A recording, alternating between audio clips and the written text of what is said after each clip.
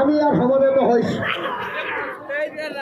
আমাৰ উদ্দেশ্য কি যে যিটো জাতিয়ে নিজৰ সৰ্বোচ্চ ত্যাগ কৰি এইখন অসম ৰক্ষা কৰি থৈ গ'ল, যিটো জাতিয়ে নিজৰ ভাষা সংস্কৃতি সকলো ত্যাগ কৰি নিজকে স্বাভিমানী খিলঞ্জীয়া হিচাপে জীয়াই থকাৰ পৰিৱেশ ৰচনা কৰি থৈ গ'ল, যিটো জাতিয়ে ১৭ বাৰকে মোগলৰ আক্ৰমণ পৰাভূত কৰি এইখন অসমৰ স্বাধীনতা অখণ্ডতা সাৰ্বভৌমত্ব ভাষা কৃষ্টি সংস্কৃতি সকলো ৰক্ষা কৰি থৈ গ'ল, সেই জাতিটোৱে আজিৰ হাতত ভিক্ষাৰ পাত্ৰ লৈ গণতান্ত্ৰিক দেশৰ ৰজাজনক ক'বলগীয়া হৈছে যে আমাকো জীয়াই থকাৰ সুবিধাকণ প্ৰদান কৰক।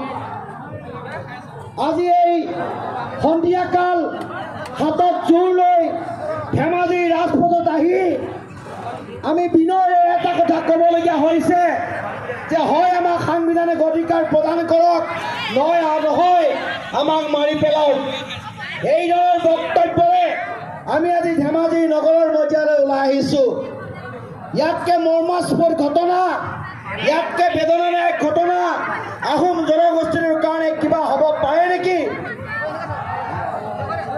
সেয়ে কৈছোঁ যে এইখন অসমত আহোমসকলৰ যি ত্যাগ, সেই ত্যাগক ভেঙুচালি কৰা হৈছে। এইখন অসমত চাওলুং চুকাফাক বাবৰ আৰু আকবৰৰ লগত তুলনা কৰা হৈছে। এইখন অসমত চুকাফাক আক্ৰমণকাৰী সজোৱা হৈছে আৰু এইখন অসমত চুকাফাক এটা মনে সজা কাহিনী লৈ তেখেতক বিদেশী আক্ৰান্তকাৰী বুলি কোৱা হৈছে। এইখন অসমত লাচিত বৰফুকন স্বদেশ প্ৰেম আৰু স্বদেশ প্ৰীতিক উপলুঙা কৰা হৈছে। জয়াৰ জাতি প্ৰেম, জয়াৰ ত্যাগক উপলুঙা কৰা হৈছে। মূলা গাভৰু স্বদেশ প্ৰেমক কুঠাৰঘাত কৰা হৈছে। আনে নেলাগে আলাবৈ ৰণৰ 10,000 সৈনিকে, যি সৈনিকে একেদিনাই নিজৰ প্ৰাণ ত্যাগ কৰিছিল স্বদেশ আৰু স্বজাতিৰ কাৰণে, সেই দেশপ্ৰেমৰ সমালোচনা কৰা হৈছে। যে আমি প্ৰশ্ন কৰিব বিচাৰিছোঁ যে জাতিটোৰ দুখ ক'ত? জাতিটোৱে কি দুখ কৰিলে? যে জাতিৰ দুখ এইটো নেকি যে নিজৰ সৰ্বোচ্চ ত্যাগ কৰি স্বদেশ আৰু স্বজাতিৰ কাৰণে বিলীন হৈ যোৱাটো আমাৰ দুখ আছিল নেকি? যদি সেইটোৱে আমাৰ দুখ আছিল তেতিয়াহ'লে আপোনালোকে মুকলি মনেৰে আমাক কথাবিলাক কৈ দিলেই হ'ল।